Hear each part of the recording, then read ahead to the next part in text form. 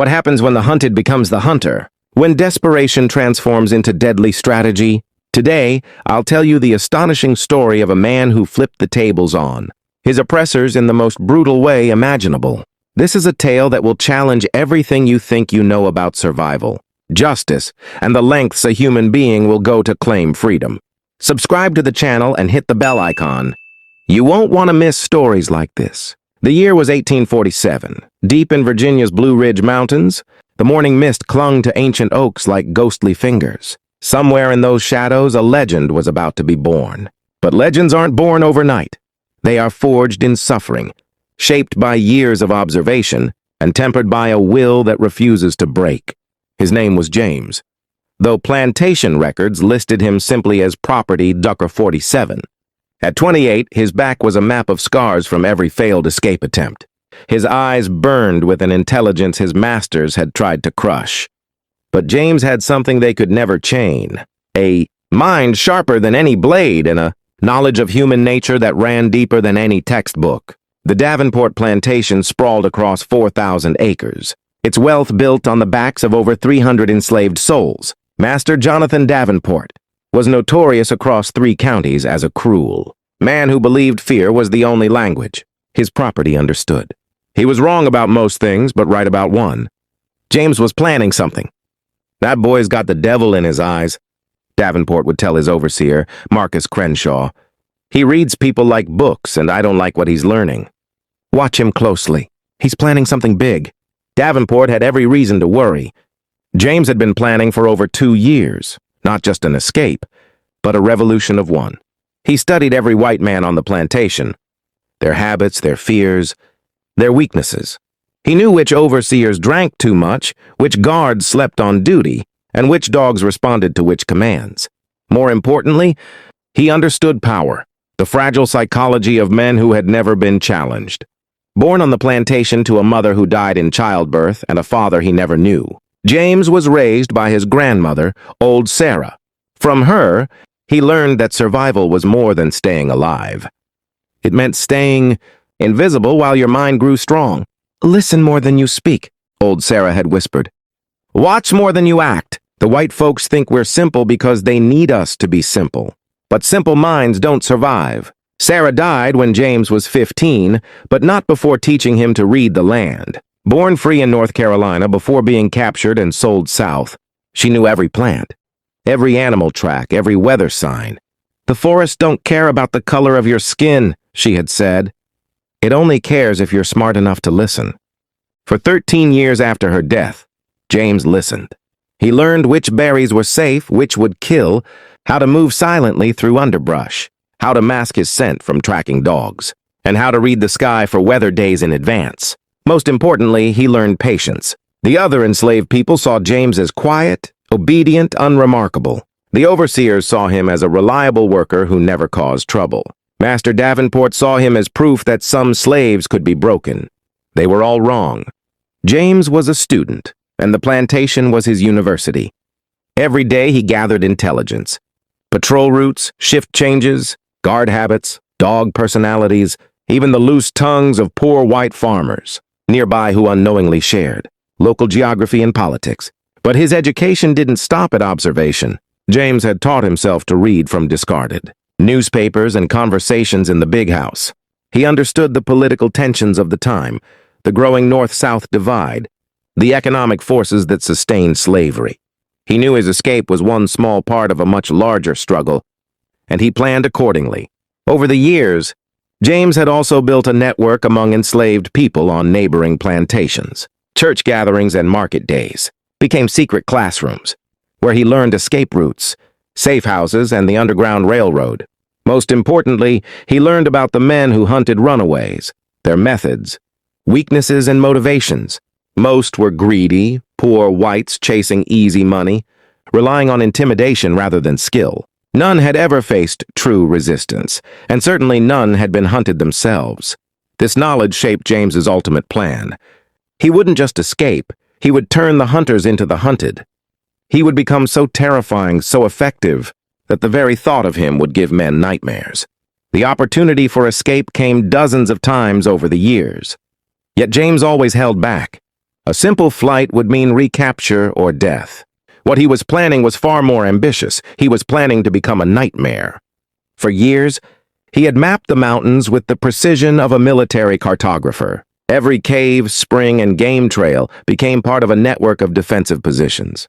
He cached supplies, food, tools, weapons, even crude maps drawn on bark and hidden in waterproof containers.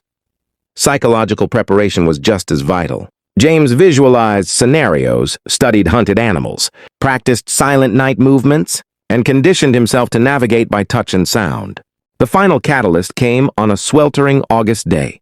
James watched as a new young slave, Mary, collapsed from heat exhaustion. Instead of helping, Overseer Caw beat her mercilessly. James watched. He saw the fear in the eyes of others, the terror that kept them silent, and something inside him finally snapped. That night, as the plantation slept, James made his final preparations. Supplies were hidden, trails memorized, weapons and tools secured, maps committed to memory. But above all, he steeled his mind. He would either die free or become a force that haunted the nightmares of every Virginia slave owner. The opportunity came on a moonless October night. A thunderstorm rolled through the valley, masking sound and scent. While others huddled in fear, James slipped into the darkness like smoke. Barefoot, he moved silently over wet leaves and slippery rocks. Behind him, the plantation faded to a distant glow. Ahead lay hundreds of miles of wilderness, and perhaps freedom. But James had underestimated one thing: Jonathan Davenport's fury. By dawn, the largest manhunt the county had ever seen was underway. 30 armed men, 2 packs of bloodhounds, and a bounty that made every poor white farmer in 5 counties reach for their rifles. $1,000, Davenport announced. $1,000 for the return of my property, dead or alive, and $500 more for proof he suffered before he died. The hunters had no idea what they were really chasing. The first week became a masterclass in psychological warfare, though the hunters didn't realize it. James moved like a ghost, observing from hidden vantage points, studying tactics, personalities, and weaknesses. He noted leaders and followers, the brave and the greedy, and most importantly, who would crack when the tables turned. The bloodhounds bayed like demons, but James had anticipated them. He masked his trail with plant scents, navigated streams strategically, and mimicked wildlife patterns. He created false trails, led men into box canyons and swamps, and even turned the dogs against each other. On the 4th day, exhausted but relentless, James discovered something that changed everything: an abandoned Cherokee camp, a refuge for runaways long before him. Carvings in the stone revealed a secret language of survival, notes on hunters' patterns, weaknesses, and fears. The camp also held weapons: tomahawks, knives, and an old musket with ammunition, and a philosophy of warfare. Victory comes not through direct confrontation, but patience, cunning, and turning the enemy's strengths into weaknesses. James realized he wasn't just being hunted by men. He was being hunted by men who had never truly been hunted. They knew pursuit, but not fear. They knew intimidation, but had never been intimidated. He decided to give them an education. Among the Cherokee artifacts, James also found knowledge of weather patterns, hidden water sources, natural shelters, and game migration. He learned guerrilla tactics of hit-and-run attacks and psychological intimidation, adapting them for the unique minds of his pursuers. The first lesson began on the 7th day.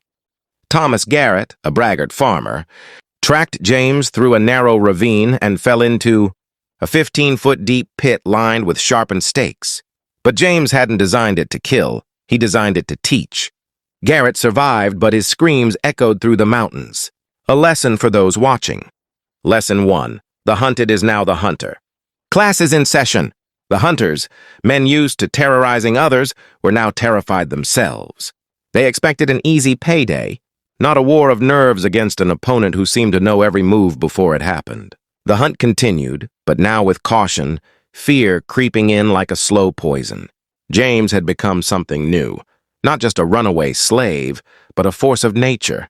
A reckoning 28 years in the making. The second lesson: The second lesson came 3 days later. William Hayes was a professional slave catcher from Georgia, brought in by Davenport when the local hunters proved inadequate. Hayes wasn't like the farmers and opportunists who made up most of the search party. He was experienced, cautious, and genuinely dangerous. He understood that his prey was intelligent, and he adapted his tactics accordingly. But Hayes had one fatal weakness: pride. He couldn't accept that a slave could outthink a professional like him. That pride would seal his fate. Hayes had been tracking James for 2 days when he discovered what looked like a hastily abandoned campsite. The fire was still warm. Food lay scattered as if dropped in panic. Fresh footprints led straight into the dense forest. It was exactly what a seasoned tracker expected to find when closing in on desperate prey. It was also exactly what James wanted him to find. Hayes followed the trail deeper into the woods,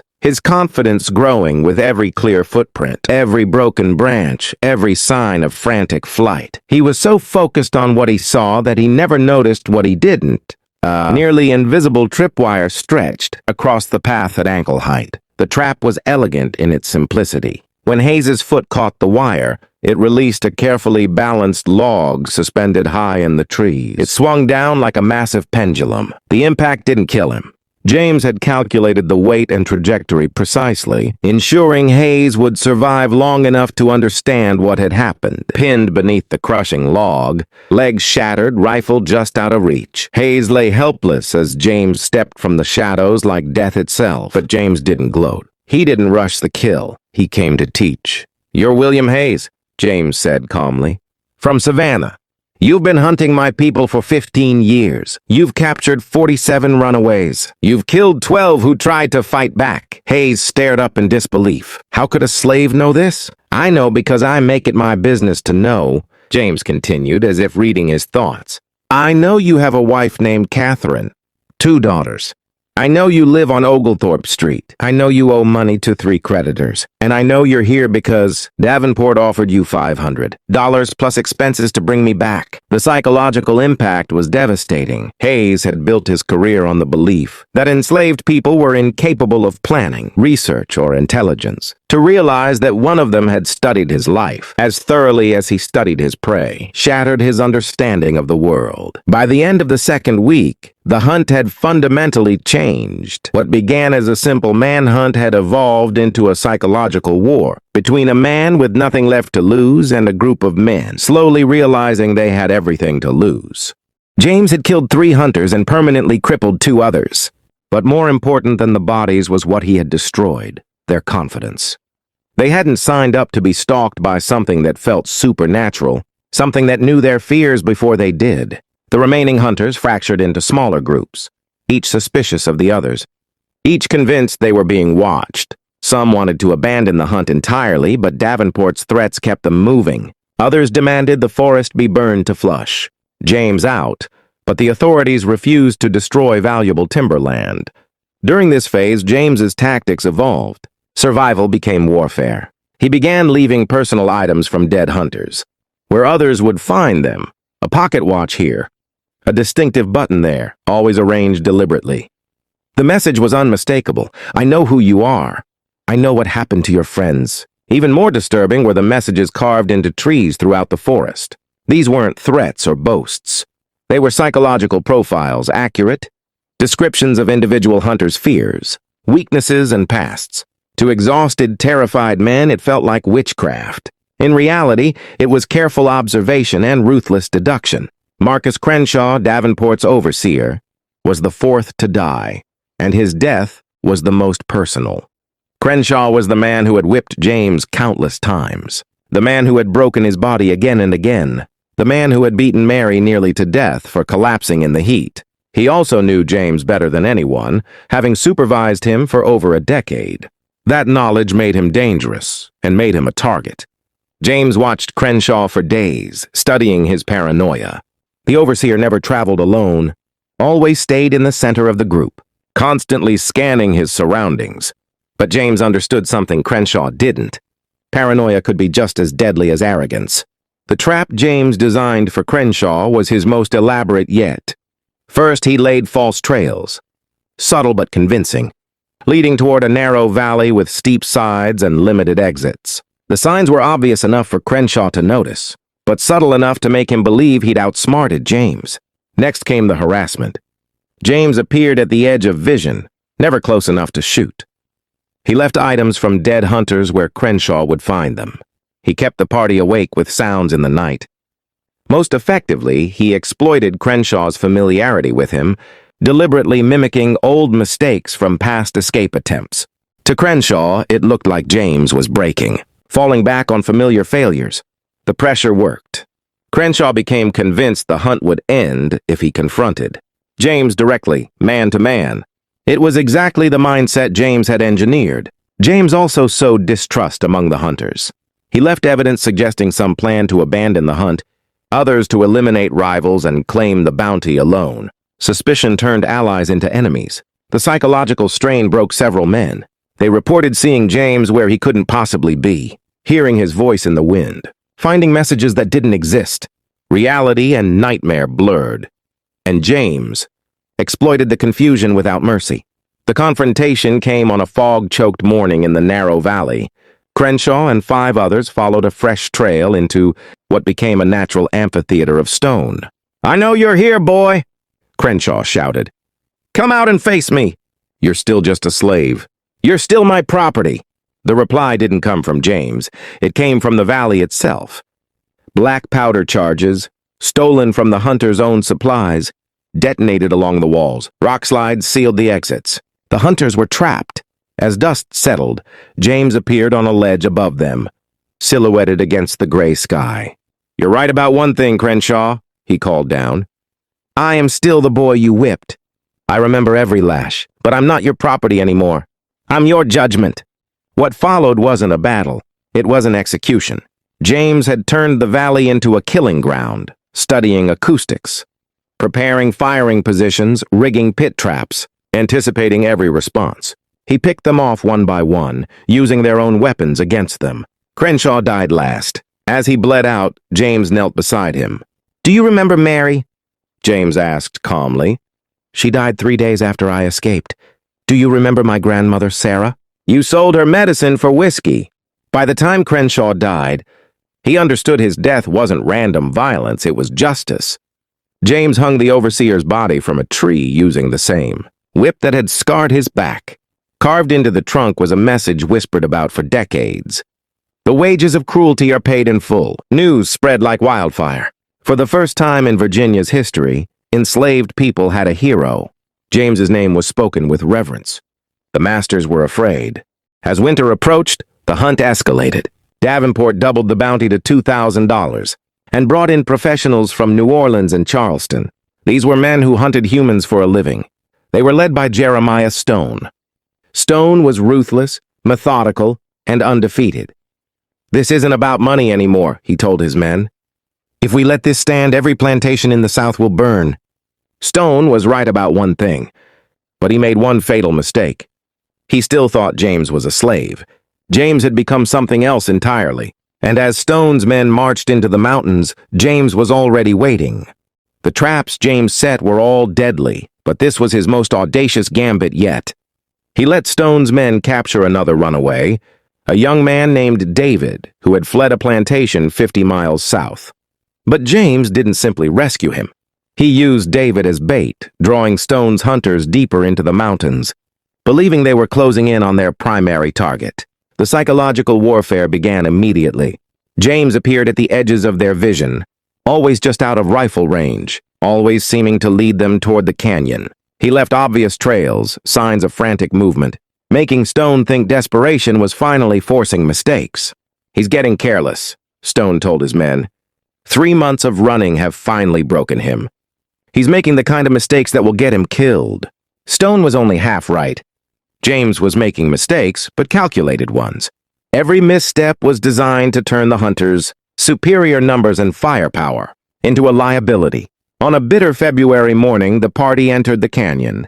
Winter had locked the mountains in ice. The forest glittered with frost, every branch a crystalline snare. They discovered what seemed to be James's camp. A small fire, scattered supplies, signs of a hasty departure. Confident, they spread out. Stone positioned his men with military precision, covering every apparent escape route, preparing for a siege. James had learned more than Stone ever could. The first explosion brought down a section of the canyon wall, not randomly. James had calculated the blast to block the main entrance while leaving secret routes for himself. The falling rocks crushed 2 of Stone's men instantly and trapped the rest. The second explosion triggered a snow-laden avalanche that buried 3 more hunters and filled the air with blinding ice and debris. In the chaos, James moved like a vengeful spirit. Using weapons stolen from fallen hunters, he turned their own strategies against them. But this wasn't a battle, it was a reckoning. As he struck, he named each man, each act of cruelty. "You're Benjamin Crawford from Alabama," he said, driving a knife between ribs. "You hunted my people for 8 years. You killed a pregnant woman in Mississippi for protecting her child. You're Samuel Morrison from South Carolina," he said, crushing a skull with a stolen rifle butt. "You specialize in tracking children. You've torn more families apart than yellow fever." Every death was deliberate. Every blow was justice delivered with surgical precision. James had studied these men as a prosecutor studies a case, and now he pronounced verdicts no court would dare. When the echoes faded and the snow settled, only Jeremiah Stone remained alive, because James wanted him to live. Stone lay trapped beneath a fallen tree, legs crushed, rifle out of reach, staring at the man who had annihilated his team. James stood over him, covered in blood and snow, a collection of weapons from the dead hunters in his hands. "Tell them," James said, voice carrying the weight of centuries. "Tell them the slave they hunted no longer exists. Tell them something else has taken his place, something that remembers every whip, every chain, every stolen moment of dignity. Tell them the mountains have eyes and they're watching." He knelt close, face inches from Stone's. "Tell them James is dead. The boy they whipped, the property they owned. He's gone. But what stands here is what they created with their cruelty. Every plantation, every auction block, every slave ship has built toward this moment.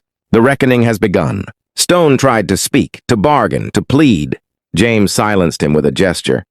"For 25 years you had the power. You decided who lived and who died. Now it's my turn." James rose and walked away, leaving Stone trapped, broken, with no hope of rescue. He paused at the canyon's edge, turning once more. "When they find you, if they find you, tell them this.